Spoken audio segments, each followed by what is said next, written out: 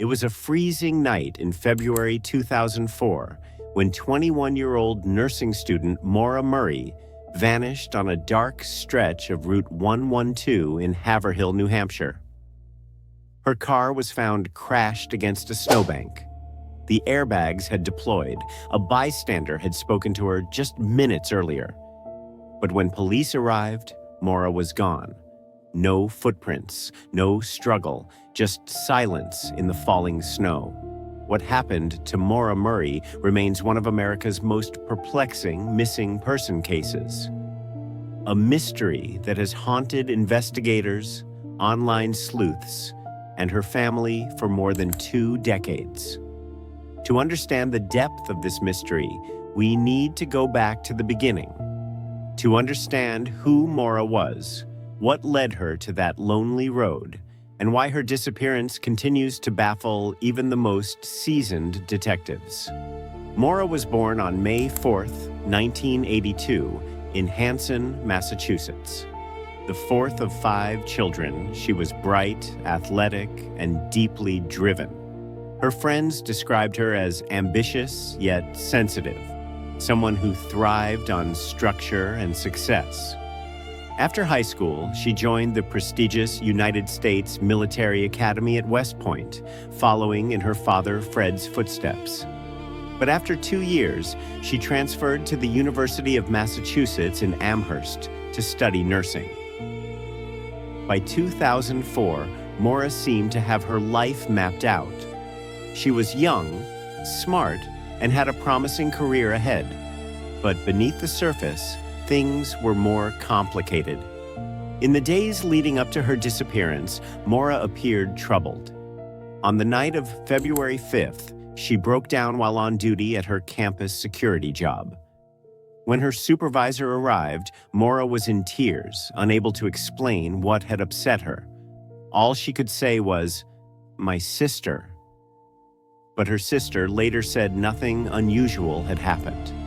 That emotional collapse was the first sign that something was off. The next day, Maura's father Fred visited Amherst. They went car shopping. She had recently crashed his Toyota, and later went out to dinner with a friend. Afterward, she borrowed her father's car to attend a party. On her way back, she crashed the car into a guardrail. No one was hurt, but the damage was serious. The next morning, Fred was frustrated but not furious. He told Maura to get the insurance forms and they'd deal with it. He returned home that Sunday. Then, on Monday, February 9th, Maura sent an email to her professors saying there had been a death in the family and she would be gone for a week. There was no death. She also packed her dorm room neatly.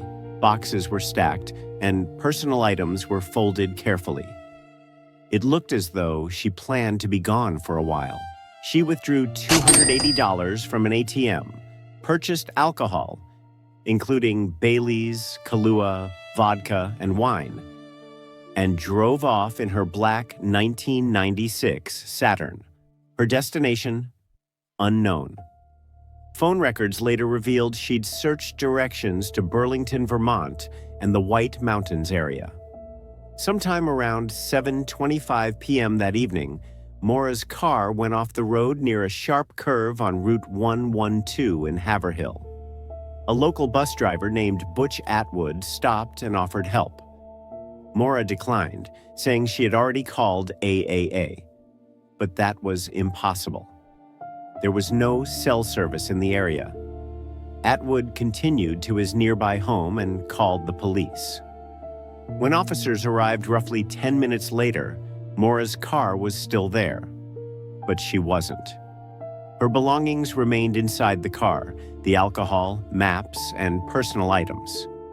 The windshield was cracked and the airbags deployed.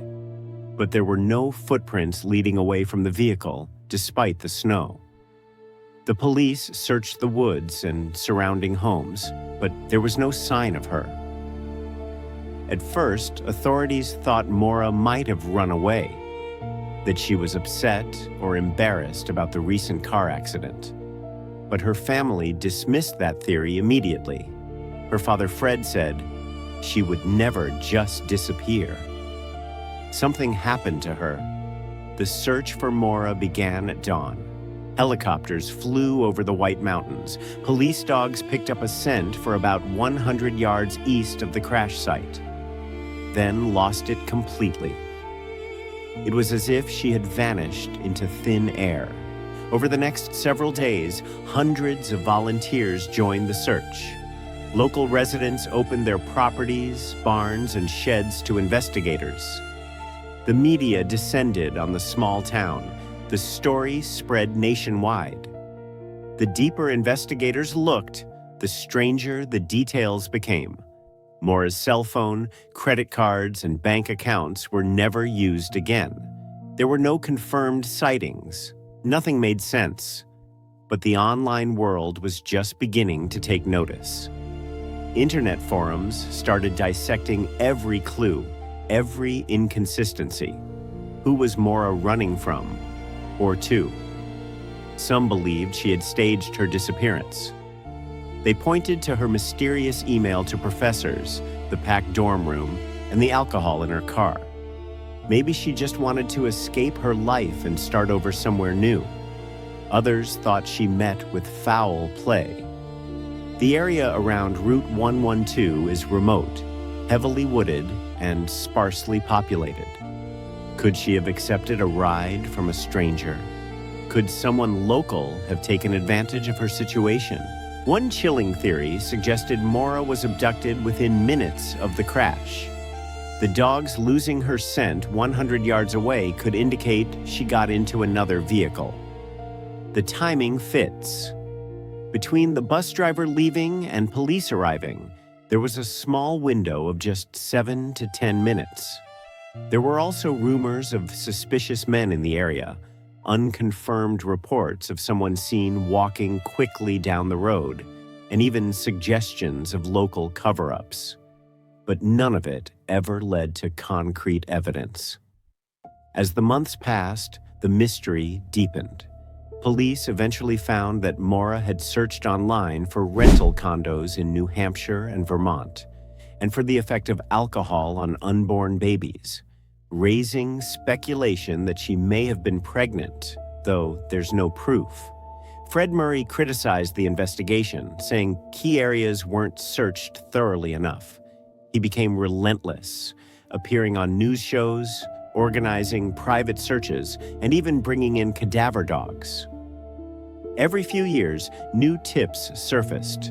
Bones found in nearby woods, items of clothing, supposed sightings, all turned out to be false leads. Years later, new interest in the case sparked from documentaries and podcasts. The Oxygen Network produced The Disappearance of Maura Murray, reigniting public fascination. Internet detectives mapped every known step, every timestamp, and even satellite imagery of the scene. Yet, after 2 decades, no trace of Maura has ever been found. No body, no confirmed clue, only questions. Who was Maura running from? What drove her north that day? And how could someone disappear so completely in such a short span of time? There's also an eerie connection. Just a year after Maura vanished, another young woman, Brianna Maitland, disappeared under similar circumstances in Vermont, just 90 miles away. Her car, too, was found abandoned. No trace of her was ever discovered. Could there be a link?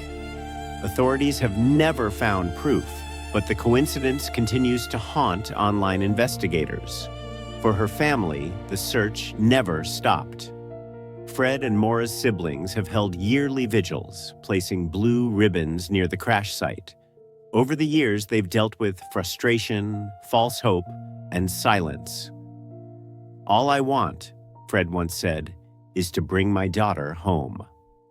In 2021, authorities excavated a nearby home's foundation after receiving a new tip.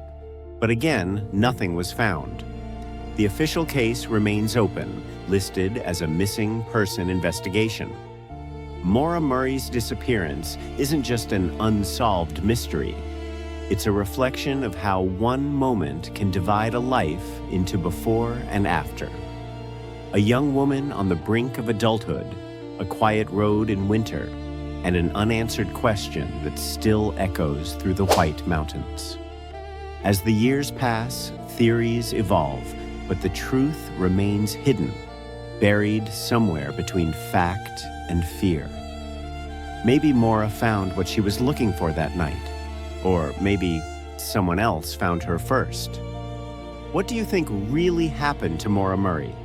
Was it an accident, an escape, or something far darker? Share your thoughts below, and if you believe some mysteries deserve to be remembered, subscribe to Uncuffed Mysteries. Every week, we uncover the most haunting true crime and unexplained cases across America. Because sometimes the truth is stranger than fiction.